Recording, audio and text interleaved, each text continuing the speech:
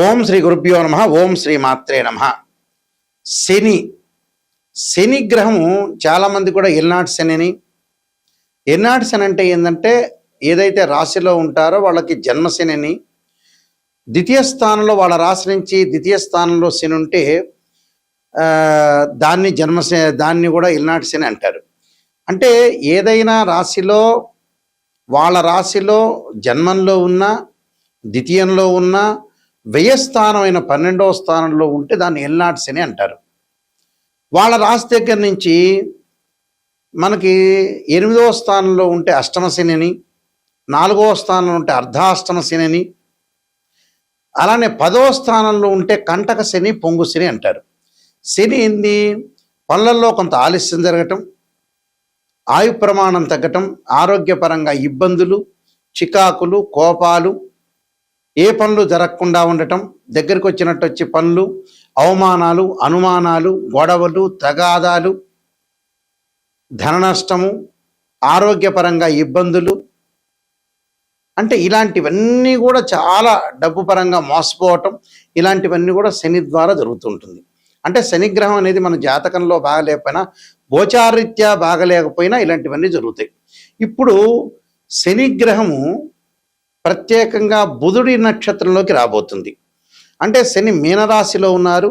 మీనరాశిలో మే 17వ తారీఖు నుంచి శని రేవతి నక్షత్రమైన బుధుడి యొక్క నక్షత్రంలో ఉంటాడు. ఎప్పటి వరకు ఉంటాడు అంటే జూలై 27 వరకు ఉంటాడు. అంటే మే 15 నుంచి జూలై 27 వరకు శని రేవతి నక్షత్రమైన బుధుడి నక్షత్రంలో ఉండటం వల్ల ద్వాదశ రాశుల వాళ్ళకి ఎలాంటి ఫలితాలు జరగబోతున్నాయి అంటే, శని బుధుడు మిత్రులు. అంటే ఒకళ్ళు శని గ్రహానికి బుధుడు మిత్రుడు అయితే బుధుడికి శని సముడు అవుతాడు. అంటే టోటల్గా ఇద్దరు కూడా మిత్రగ్రహాలే అని అర్థం. ఈ మిత్రగ్రహాల్లో శని మీనరాశి అయిన గురువు యొక్క రాశిలో ఉండటం, బుధుడు యొక్క నక్షత్రంలో ఉండటం వల్ల ఎలాంటి ఫలితాలు జరగబోతున్నాయి ఒకసారి తెలుసుకుందాం. ఇవన్నీ కూడా గోచారరీత్యా చెప్పబడే ఫలితాలు. మిథున రాశి వారికి దశమ స్థానంలో శని ఉండి, ఆ శని రేవతి నక్షత్రంలోకి బుధుడి యొక్క నక్షత్రంలో ప్రవేశం జరుగుతుంది. జరిగినప్పుడు ఎలాంటి ఫలితాలు జరుగుతాయి అంటే, వ్యాపార పరంగా లావాదేవీల విషయంలో మెడుకోగా ఉంటారు, ప్రణాళికాబద్ధంగా రూపొందించుకుంటారు, నూతన వ్యాపారాలు ప్రారంభం చేస్తారు, నూతన ఉద్యోగాలకు కూడా వెళ్ళే అవకాశాలు ఎక్కువగా ఉంటాయి. అంటే ఉద్యోగపరంగా ఎలాంటి నష్టము ఉండదు, కానీ భార్యాపుత్రులు, సేవకులు పనుల తీర్లలో, వాళ్ళు చేసే పనులలో కొంత ఇబ్బందికరంగా ఉండటం, పై అధికారులు రుణ బాధలు, రుణ ఒత్తిళ్లు అధికంగా కావటం, వృత్తి ఉద్యోగాల్లో మార్పులు, చికాకులు కలగటం, అలానే దాయాదుల యొక్క, అన్నదమ్ముల యొక్క ఆస్తి పంపకాల్లో కోర్టు సమస్యలు వచ్చే అవకాశం, అలానే ఇన్కమ్ ట్యాక్స్ లాంటి విషయాల్లో కూడా కొంత జాగ్రత్తగా ఉండాలి. ప్రతి పని కూడా కొంత వ్యతిరేకత జరగటం, నిరుత్సాహము, నిస్పృహ, అలానే శక్తికి మించిన పనులు చేయటం, డబ్బులు ఖర్చు అయ్యే అవకాశాలు ఎక్కువ ఉంటాయి. అంటే దుఃఖం కలిగే అవకాశాలు ఎక్కువ ఉంటాయి. అంటే డబ్బు రాదని కాదు, వీళ్ళకి డబ్బు వస్తుంది, అనవసరంగా విచ్చలవిడి ఖర్చు చేయటం, ప్లాట్లు కొనాలనుకుంటా వాళ్ళతో వివాదాలు, బిజినెస్ చేయాలనుకుంటారు, బిజినెస్ పరంగా అనుకూలంగా ఉంటుంది. కానీ ఏదన్నా కొనుగోలు చేయాలంటే వస్తువుల గురించి గొడవలు, అధిక ప్రయాణాలు, వాహన ప్రమాదాలు, ఆరోగ్యపరంగా ఇబ్బందులు రాకుండా చూసుకోవాలి. అంటే లౌక్యంగా వెళ్ళాలి, ఆరోగ్యపరంగా ఎలాంటి ఇబ్బందులు జరగకుండా కొద్ది జాగ్రత్తగా ఉండి మెయింటైన్ చేసుకుని ముందుకెళ్ళాలి. గృహ ఉపకరణ వస్తువులు కొనుగోలు చేస్తారు, బంగారు ఆభరణాలు కూడా కొనుగోలు చేసే అవకాశాలు ఖచ్చితంగా ఉంటాయి. నేను కొన్ని పరిహారాలు చెప్పబోతున్నాను, ఆ పరిహారాలు మీరు పాటించండి, మీకు మంచి జరిగే అవకాశాలు ఖచ్చితంగా ఉంటాయి. శని యొక్క దోషం ఉన్న వాళ్ళు ఖచ్చితంగా ఎల్నాటి శని కానీ జన్మ శనిలో ఉంటే ఏం చేయాలి? గోచారరీత్యా ఎవరికైనా సరే ప్రజెంట్ మీనరాశి వాళ్ళకి జన్మంలో శని ఉన్నాడు, ఒకవేళ వారి యొక్క జాతకంలో శని బాగలేకపోయినా, ఆ లగ్నం నుంచి శని మహర్దశ జరుగుతున్నా, శని అంతర్దశలు జరుగుతున్నా, విదిశ జరుగుతున్నా, ప్రాణదశ, సూక్ష్మదశ జరుగుతున్నా, శని బాగలేకపోయినా వారి జాతకంలో కేవలం నాట్ ఓన్లీ ట్రాన్సిట్ సిస్టమ్ అంటే బర్త్ చార్ట్లో కూడా బాగలేకపోతే, అంటే బర్త్ చార్ట్లో బాగలేకపోయినా, గోచారరీత్యా బాగలేకపోయినా శని యొక్క దోషానికి పరిహారం చేసుకోవాలి. ఆ పరిహారాలు ఎలాంటి పరిహారాలు అంటే, జన్మశనిలో గోచారీత్యా ఉండి బర్త్ చార్ట్లో బాగాలేకపోతే శని యొక్క స్తోత్ర పారాయణం చేయాలి. దక్షిణాకాళి యొక్క స్తోత్ర పారాయణాన్ని శనివారం చేయటం, నీలాంజన సమాభాసం రవిపుత్రేమాగ్రజం ఛాయామార్తాండ సంభూతం తం నమామి శనైశ్చరం అనే మంత్రం చక్కగా చదువుకోవాలి. నువ్వుల దానము, నల్లని వస్త్రాన్ని దానం చేయాలి. నల్లని మేకు, నల్లని వస్తువులు ఏదైతే సరే, నల్లని చెప్పులు, గొడుగు దానం చేయటం మంచిది. అలానే ఇక్కడ జాతకపరంగా ఇప్పుడు మేషరాశి వాళ్ళు ఉన్నారు. మేషరాశి వాళ్ళకి ఏ విధంగా ఉండబోతుంది అంటే, మేషరాశిలో జన్మించిన వాళ్ళు కానీ, ద్వాదశ రాశుల్లో జన్మించిన వాళ్ళు కానీ, మేషరాశి వాళ్ళకి ఎలా ఉంటుంది? 12వ స్థానంలో శని ఉన్నాడు ఇప్పుడు ప్రజెంట్. 12వ స్థానంలో శని ఉంటే ఎలాంటి పరిహారం చేసుకోవాలి అంటే, వాళ్ళు తప్పకుండా నల్లని ద్రాక్షారసంతో శనికి అభిషేకం చేయాలి.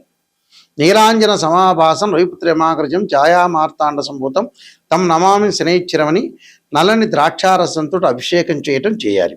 చేయటం వల్ల శని యొక్క దోషం పోతుంది. అలానే కుంభరాశి వాళ్ళకి ద్వితీయ స్థానంలో శని ఉన్నాడు. కుంభరాశి వాళ్ళకి ద్వితీయ స్థానంలో శని ఉంటే ఏం చేయాలి అంటే, శని జపం చేయటం, శనిశ్చరుడు యొక్క తిలలతో హోమం చేయాలి. హోమం చేయటం వల్ల కుటుంబ పరంగా ఉండే కలహాలు ఇలాంటివన్నీ తొలగిపోతాయి. ఆరోగ్యపరంగా ఇబ్బందులు తొలగిపోతాయి. అంటే కుంభము, మీనము, మేషరాశి వాళ్ళు ఇలాంటివి చేయాలని అర్థం. అలానే మిగతా రాశుల పరిస్థితి ఏంటి? మిగతా రాశుల వాళ్ళు ఎలాంటి ఫలితాన్ని చేయాలి అని అంటే, ఇక్కడ అష్టమ స్థానాన్ని తీసుకుందాం. సింహరాశి వారికి ఏ విధంగా ఉండబోతుంది? సింహరాశి వాళ్ళకి అష్టమ స్థానం శని. వాళ్ళు తప్పకుండా శని జపం చేయటం, శని హోమం చేయటం, దాంతోపాటు నువ్వులతో చేసిన, నువ్వులు బెల్లం చేసిన ఉండల్ని తయారు చేసుకుని ప్రధాన అర్చకులకు ఇచ్చి అందరికీ కూడా భక్తులకు వితరణ చేయమని చెప్పాలి. దానివల్ల తొలగిపోతుంది. అలానే 4వ స్థానంలో శని ఎవరికి ఉన్నారు? ధనస్సు రాశి వాళ్ళకు ఉన్నారు. ధనస్సు రాశి వాళ్ళకి చతుర్థ స్థానంలో శని ఉండటం వల్ల వాళ్ళు ఖచ్చితంగా చేయాల్సింది ఏమిటి అని అంటే, నువ్వులు దానం చేయటం, నల్లని వస్త్రము, నల్లని మేకు, నల్లని చెప్పులు, నల్లని గొడుగు దానం చేయాలి. శనికి అభిషేకం చేయాలి. ఎలాగా? నువ్వుల నూనెతోటి, తిలలతోటి అభిషేకం చేయాలి వాళ్ళు చేయాల్సింది. అంటే ఈ చతుర్థ స్థానంలో శని ఉన్నారు కాబట్టి ఈ విధంగా రెమెడీ చేయాలి. అలానే కంటక లేదా పొంగు స్థానం అన్నమ్మ అంటే, వాళ్ళ రాశి దగ్గర నుంచి దశమ స్థానంలో శని ఉంటాం. ఎవరికి ఉంది దశమ స్థానంలో? మిథున రాశి వాళ్ళకు ఉంది. మిథున రాశి వాళ్ళకి దశమ స్థానంలో శని ఉండటం వల్ల వాళ్ళు చేయాల్సింది, శనికి పంచామృతాలతోటి, పండ్ల రసంతో, చెరుకు రసంతో, నువ్వుల నూనెతోటి, తిలలతోటి అభిషేకం చేయాలి.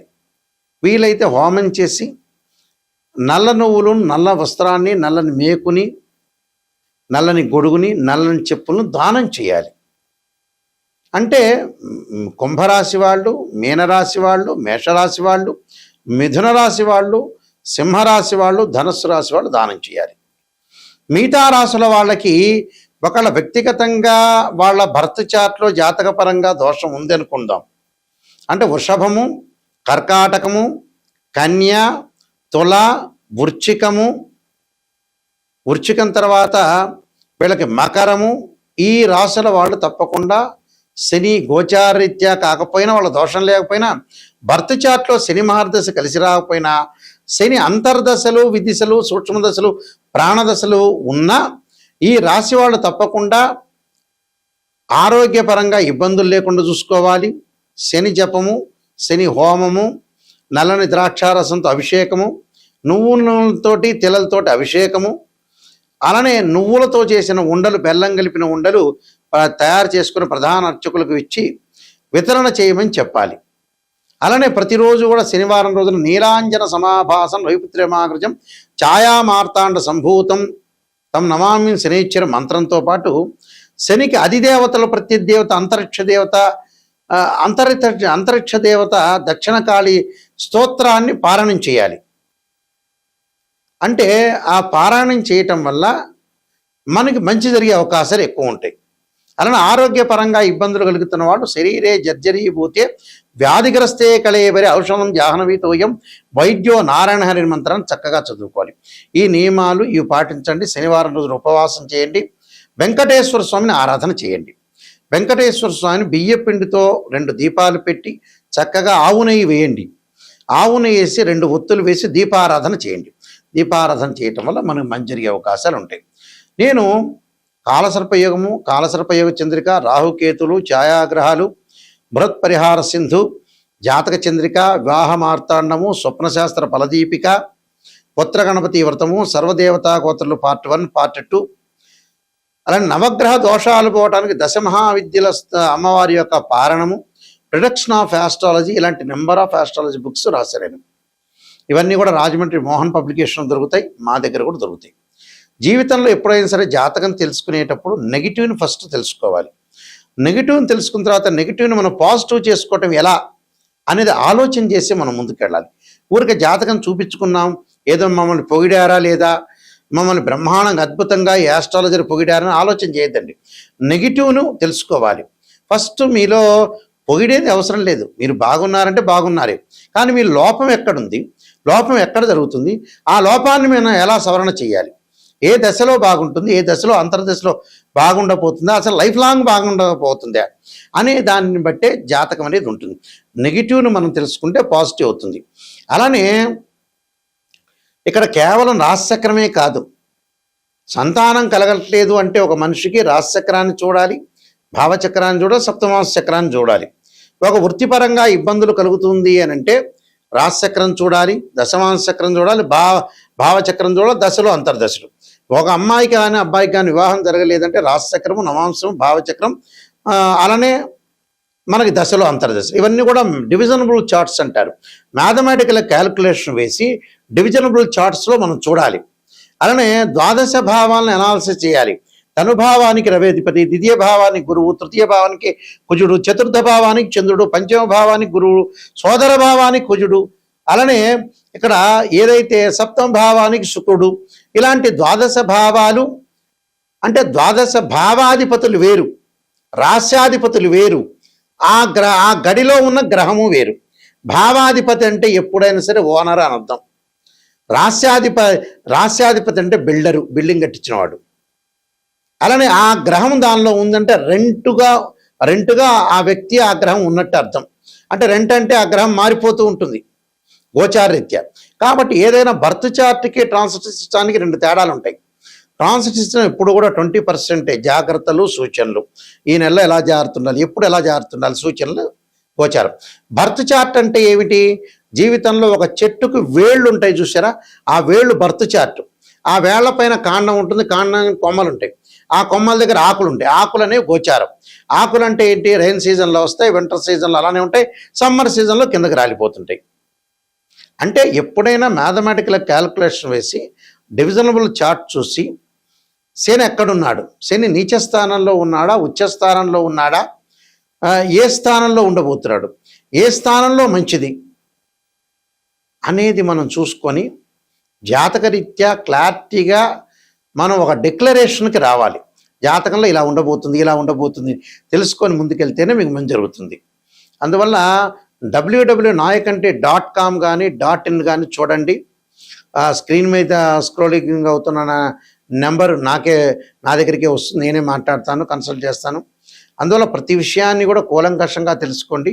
నిజంగా తెలుసుకోవాల్సిన వాళ్ళు నెగిటివ్ తెలుసుకోవాలి, తెలుసుకుంటేనే మీకు మంచి జరిగే అవకాశం ఉంది. ఎవరైనా సరే నాకు ఫోన్ చేసేవాళ్ళు డాక్టర్ నాయకంటి మల్లికార్జున శర్మ ద్వారా బాగుపడాలి, నెగిటివ్ కూడా నేను తెలుసుకోవాలి, నిజాన్ని తెలుసుకోవాలి, సత్యాన్ని తెలుసుకోవాల్సిన వ్యక్తులు మాత్రమే నాకు ఫోన్ చేయండి. నా ద్వారా బాగుపడే వ్యక్తులు మాత్రమే నాకు ఫోన్ చేయండి దయచేసి. బాగుపడద్దు, పొగడండి అంటే వేరే జ్యోతిష్యుని సంప్రదించుకోండి. అదే క్లారిటీ నేను చెప్పేది మీకు. అందువల్ల జాతకాన్ని క్లియర్గా తెలుసుకుంటేనే మీకు మంచిది. లేకపోతే ఊరికే మీ టైం వేస్ట్, మీరు అడగటము వేస్ట్ అవుతుంది. అందువల్ల ఖచ్చితంగా ఇలాంటివన్నీ తెలుసుకోండి. ఒక అవగాహనకి రావాలి. ప్రజలైనా కూడా ఒక అవగాహనకి రావాలి. నిజాన్ని తెలుసుకోవడం చాలా మంచిది. నిజం అనేది నిప్పు లాంటిది. మీ అందరికీ కూడా పరమేశ్వరుడు యొక్క కరుణాకటాక్షం ఉండాలని ఆశిస్తూ సర్వే జనా సుఖినో భవంతు.